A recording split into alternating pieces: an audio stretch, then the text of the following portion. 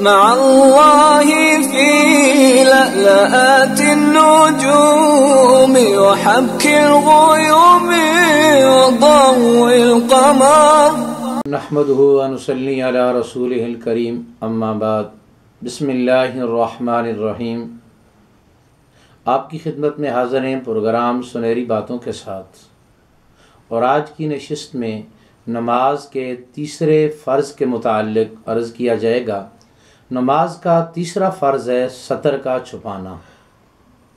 سب سے پہلی بات تو یہ ہے کہ ستر کی اسلام میں اہمیت کیا ہے۔ ایک آدمی کافر ہے اور اس سے مسلمان ہوتا ہے، مسلمان ہو کر اس پر سب سے پہلے کون سی چیز فرض ہے؟ تو کہ کافر کے مسلمان ہونے کے بعد سب سے پہلے جو چیز اس پر فرض ہے وہ ہے ستر کا چھپانا۔ نماز اور غیر نماز دونوں حالتوں میں مسلمان کے لیے ستر کا چھپانا لازم ہے۔ اب نماز میں اور مرد کے لیے ستر کتنا ہے، عورت کے لیے ستر کتنا ہے؟ مرد کا ستر جو ہے وہ ناف سے لے کر گھٹنے تک ہے۔ ناف شامل نہیں ہے، گھٹنے کی ہڈی مرد کے ستر میں شامل ہے۔ اور عورت کا ستر عورت کے چہرے، دونوں ہتھیلیاں اور دونوں پاؤں، ان کے علاوہ عورت کا سارا جسم ستر ہے۔ اب مرد کا جو ستر ہے وہ ناف سے لے کر گھٹنے تک ہے، اور عورت کا جو ستر ہے وہ چہرے، دونوں ہتھیلیاں اور دونوں پاؤں کے علاوہ سارا جسم ستر ہے۔ نماز کی حالت میں ایک آدمی کا ستر کھل جاتا ہے۔ کھلنے کی صورتیں دو ہیں۔ ایک تو یہ کہ نمازی کے اپنے عمل سے کھل گیا، اور ایک یہ کہ نمازی کے اپنے عمل سے تو نہیں کھلا، مثلا ہوا آئی اور اچانک ستر کھل گیا، اس میں بھی فرق ہے۔ اگر نمازی کے اپنے عمل سے ستر کھل گیا ہے تو ستر کھلتے ہی اس کی نماز فاسد ہو جائے گی، اور اگر نمازی کا ستر اپنے عمل سے تو نہیں کھلا بلکہ ہوا آئی، ہوا کا جھونکا چلا اور اس کا ستر کھل گیا، تو اگر ستر کا چوتھائی حصہ کھلا ہے اور ایک رکن ادا کرنے کے برابر کھلا رہا ہے، اور رکن کی مقدار یہ ہے کہ 3 مرتبہ سبحان اللہ جتنی دیر میں ادا کیا جائے، یہ ایک رکن کی مقدار ہے۔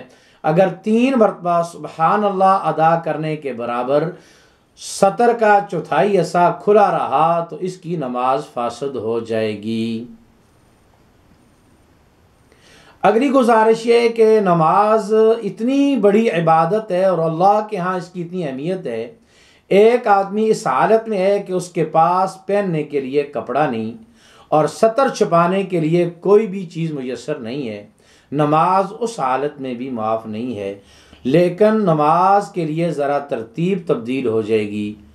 عام حالات میں یہ کھڑے ہو کے نماز پڑھے گا، ستر نہ ہونے کی شکل میں یہ بیٹھ کے پڑھے گا، اور بیٹھ کے بھی بہتر ہے کہ یہ کوئی ایسی جگہ میں بیٹھ جائے کہ جس میں اس کا جسم قدرے چھپ جائے، اور پھر بیٹھ کر ادا کرنے کی شکل میں بھی اس کے لیے یہ شریعت نے یہ حکم دیا ہے کہ اس میں رکوع بھی نہ کرے، سجدہ بھی نہ کرے، بلکہ اشارے کے ساتھ نماز پڑھ لے۔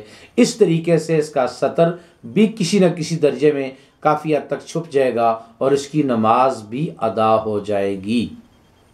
لیکن یہ بات ذرا اچھی طرح سمجھ لینی چاہیے کہ نماز کسی حالت میں بھی معاف نہیں ہے۔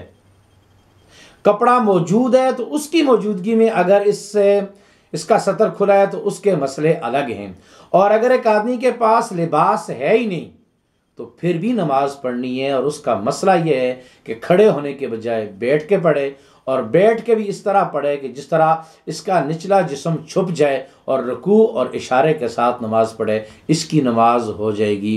باقی انشاءاللہ نماز کے اگلے مسائل اگلی نشست میں عرض کریں گے۔ السلام علیکم ورحمۃ اللہ وبرکاتہ۔